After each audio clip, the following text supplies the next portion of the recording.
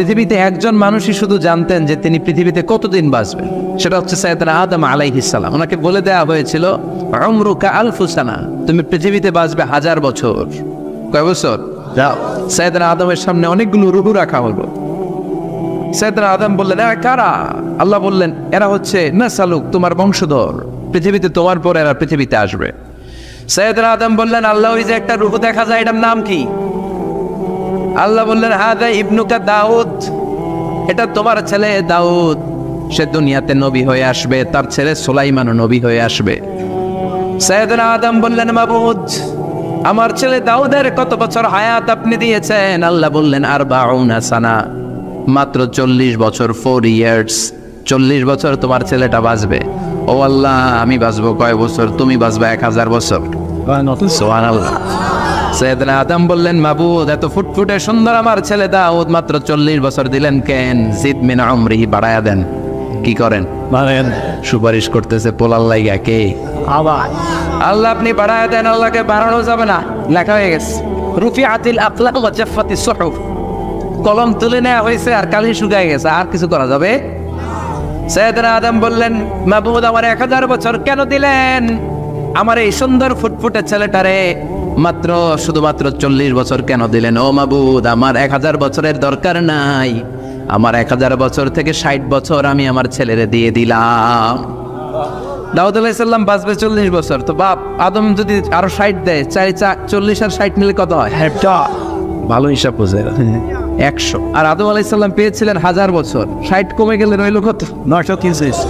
940 বছর পৃথিবীতে থাকার পরে মালাকুল মাউত চলে এসেছে। কারণ এটা on time, the death will come on time, it never late, কখনো দেরি হয় না। আল্লাহ বললেন, লিকুল্লি উম্মাতিন আজালুন ফাইযা জাআ আজালুহুম লা ইস্তাখিরুনা সাআতান ওয়া লা ইস্তাকদিমুন। মৃত্যুর একটা নির্ধারিত সময় আমি বেঁধে দিয়েছি, অন টাইম, অন টাইমেই চলে আসে, 1 সেকেন্ড আগেও আসবে না, 1 সেকেন্ড পরেও আসবে না। 940 বছর বয়সে মালাকুল মাউত এসে হাজির, এসে বলল, জিতু আন আকবাদা রূহাক, রূহ কবজ করতে আসছি। আদম আলাইহিস সালাম বললেন, রূহ কবজ করতে আসছো মানে? আমি বাঁচবো তো 1000 বছর। কয় বছর?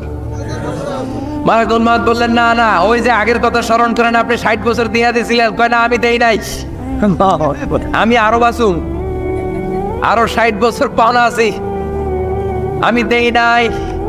মালাকুল মাউত বললেন, আপনি দিয়েছেন। আদম বলে, দেই নাই। মালাকুল মাউত বলে, আল্লাহ ঘটনা দেখেন, দিয়া কয় দেই নাই। আল্লাহ কয়, থাক, কথা কইস না, আয়া বর। আল্লাহ সুবহানাল্লাহ পড়েন। নাসিয়া আদম ফানাসিয়া বানু, ভুলে গেছেন উনি, আমরা ভুলে যাই, আমরা খেয়ে বলছি খাই নাই, নিছিলাম পকেটে, কয় নেই নাই। এরকম ডাকাইত আছে না নাই?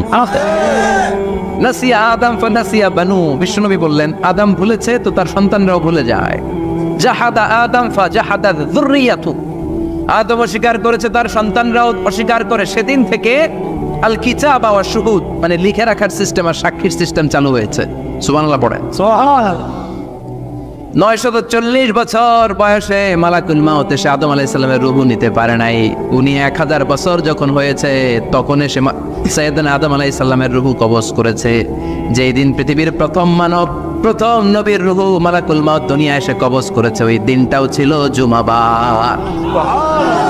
আল্লাহু আকবার। আবার বিশ্বনবী বললেন, লা তাকুমুস সাআ ইল্লা ফি ইয়াউমিল জুমআহ।